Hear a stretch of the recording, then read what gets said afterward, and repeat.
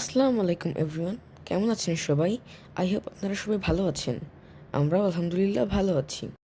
আজকে আমার 13তম জন্মবার্ষিকী। প্রতি বছরই আমার জন্মদিন পালন করা হয়। এই বছর প্রথম আমার নানাকে ছাড়া আমি জন্মদিন পালন করছি। কারণ আজ ৩৯ দিন হলো আমার নানা দুনিয়ার মায়া ত্যাগ করে আল্লাহর ডাকে সাড়া দিয়ে আমাদের সবাইকে একা করে চলে গিয়েছে তার নিজের বাড়িতে।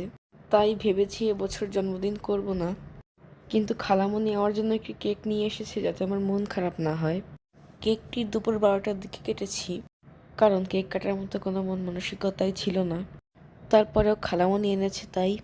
নানা মারা যাওয়ার পর থেকে এই পর্যন্ত আমি কোনো ভিডিও আপলোড করিনি।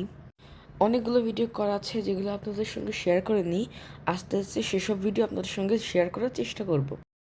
তো সবাই আমার জন্য এবং আমার পরিবারের জন্য দোয়া করবেন, কারণ আমরা আমাদের বাড়ির প্রধান ব্যক্তিটিকেই হারিয়ে ফেলেছি। আর সবাই আমার নানার জন্য দোয়া করবেন।